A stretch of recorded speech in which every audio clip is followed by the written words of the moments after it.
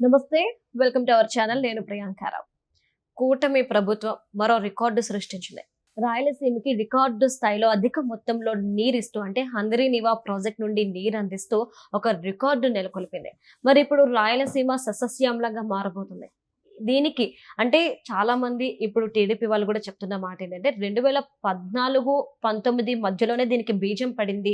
ఆ టైంలో మేము చేసిన అభివృద్ధే ఈ రోజు రాయలసీమకి ఇంత నీరు ఇవ్వగలుగుతున్నాము అని చెప్పేసి టీడీపీ వాళ్ళు చెప్తున్నారు. మరి ఈ 2014-19 సమయంలో ఏం జరిగింది? వాళ్ళు తీసుకున్న చర్యలేంటి? ఈ హంద్రీనివా ప్రాజెక్టుకి సంబంధించి తెలుసుకుందాం. మనతో మాట్లాడడానికి ప్రముఖ పొలిటికల్ అనలిస్ట్ అంకమరావు గారు ఉన్నారు. ఆయన అడిగి తెలుసుకుందాం. నమస్కారం సార్.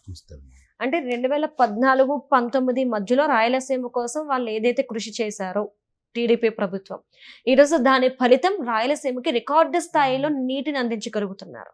అంటే అసలు అప్పుడు ఏం చేశారు ఏంటి? అంటే 2014 నుంచి 2019 వరకు ఈ హంద్రీనీవా కావచ్చు, గాలేరి నగర్ కావచ్చు, మొత్తం అక్కడ రాయలసీమకు సంబంధించిన ప్రాజెక్టులన్నిటికి కూడా 12,000 కోట్ల రూపాయలు తెలుగుదేశం ప్రభుత్వం ఖర్చు పెట్టింది. ఇది గమనించుకోవాలి. ఈ హంద్రీనీవాకు సంబంధించి తెలుగు గంగ ప్రాజెక్టుకి అనుసంధానమే కదా.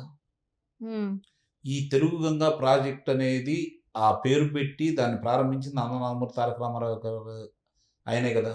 అంటే మొట్టమొదట రాయలసీమకి నీళ్ళు అందించే కార్యక్రమాన్ని చేపట్టింది నందమూరి తారక రామారావు గారు, తెలుగుదేశం పార్టీ ప్రభుత్వం. దాన్ని తర్వాత వచ్చిన చంద్రబాబు నాయుడు గారు కొనసాగించారు. తర్వాత మళ్ళీ 10 సంవత్సరాలు కాంగ్రెస్ ప్రభుత్వం అధికారంలో ఉండి అదే రాయలసీమ సంబంధించిన వాళ్ళు ముఖ్యమంత్రులుగా ఉంటే ఏ స్థాయిలో ముందుకెళ్ళిందో మనందరికీ తెలుసు. ధనయజ్ఞంగా మార్చుకున్నారు జలయజ్ఞాన్ని. పేరు మాత్రం జలయజ్ఞం అన్నారు, దాన్ని ధనయజ్ఞంగా మార్చుకున్నారు. మళ్ళీ 2014లో విభజిత ఆంధ్ర రాష్ట్రానికి చంద్రబాబు నాయుడు గారు ముఖ్యమంత్రి అయిన తర్వాత ఇందాక నేను చెప్పినట్లు 12,500 కోట్ల రూపాయలు రాయలసీమలో ఈ నీటి ప్రాజెక్టుల కోసం కేటాయించారు. మరి అదే 5 సంవత్సరాల్లో 2019 నుంచి 2024 వరకు 2,500 కోట్లు మాత్రమే ఖర్చు పెట్టారు. అంటే ఆ ప్రాంతాన్ని అభివృద్ధి చేస్తే, నీటిని అందిస్తే ఎన్ని అద్భుతాలు సృష్టించవచ్చు చంద్రబాబు నాయుడు గారు చేసి చూపించారు. ఉదాహరణకి కియా పరిశ్రమ. ఈరోజు కియా పరిశ్రమను తీసుకుందాం. కియా పరిశ్రమకి నీరు అందించేసి అన్ని సవ్యంగా వాళ్ళకి అందజేస్తే ఈరోజు ఎన్ని వేల మందికి అక్కడ ఉద్యోగ కల్పన జరుగుతూ ఉంది, ఎంత ఆదాయం వస్తుంది రాష్ట్రానికి.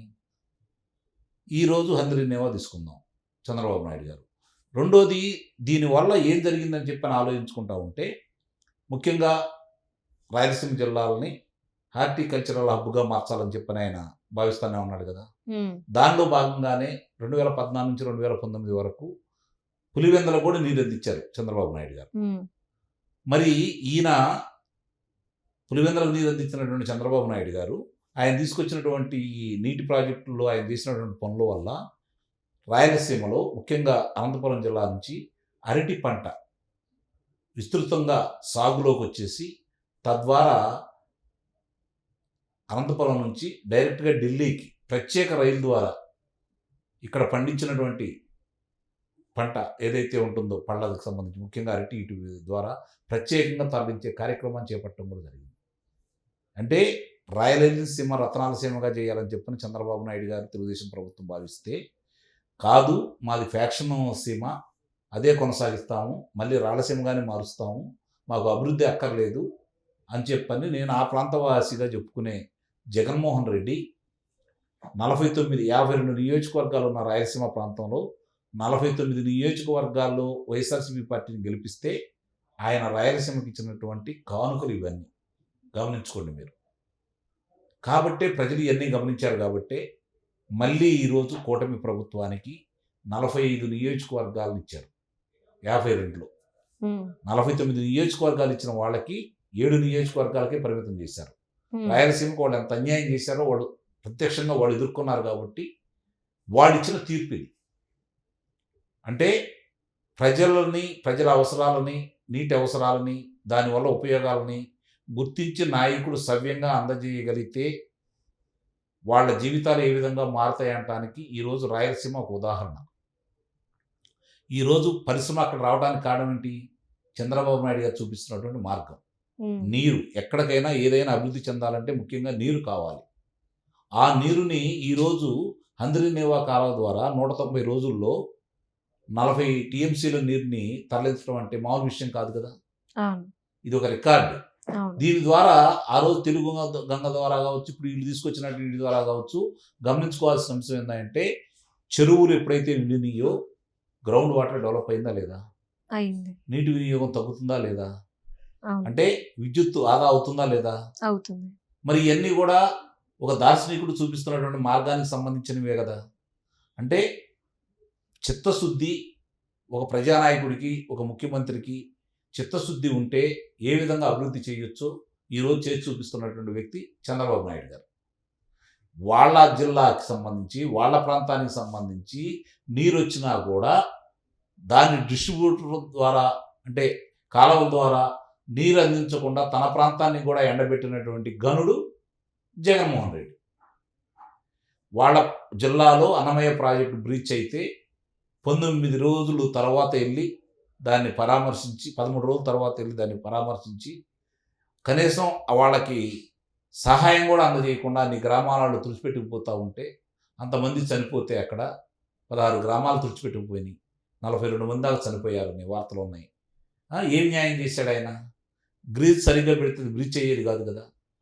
అంటే వాళ్ళ నాయకులకి ఇసుక కుంభకోణానికి సహకరించడం కోసం దాన్ని అన్నమయ్య ప్రాజెక్టుని పగిలిపోయే విధంగా చేసినటువంటి ఘనుడు జగన్మోహన్ రెడ్డి. కానీ ఆ తర్వాత ఏమైనా చేశాడా? ఏమీ చేయలేదు. ఇవన్నీ కూడా రాయలసీమ ప్రజలకు తెలుసు కాబట్టే వాళ్ళన్నీ క్షుణ్ణంగా పరిశీలించి ఎవరి వల్ల, ఏ పార్టీ వల్ల, ఏ నాయకుడి వల్ల మనకు న్యాయం జరుగుతుంది, ఇక్కడ ప్రాంతాలు కాదు న్యాయం ఎవరు జరుగుతుంది, ఎందుకు ఇన్నాళ్ళు అన్యాయం జరిగింది, వాళ్ళు ఆలోచించుకున్నారు కాబట్టి న్యాయం చేసే వాళ్ళ కోసం వాళ్ళు మద్దతుగా నిలిచారు. వాళ్ళకు మద్దతుగా నిలిచిన ప్రజల కోసం ఈరోజు అహర్నిశలు ఈ కూటమి ప్రభుత్వం చంద్రబాబు నాయుడు గారి ఆధ్వర్యంలో ఏ విధంగా ముందుకెళ్తుందో మనం చూస్తూనే ఉన్నాం. ఈరోజు పరిశ్రమలను రాయలసీమ తీసుకురావడమే కాకుండా ఈ నీటి ప్రాజెక్టుల ద్వారా త్వరలో అద్భుతాలు సృష్టిస్తారు. అక్కడ అద్భుతాలు సృష్టించబోతున్నారు. రాయలసీమ మళ్ళీ రతనాల సీమగా మారుస్తారంటంలో ఎలాంటి సందేహం కూడా ఏం లేదు.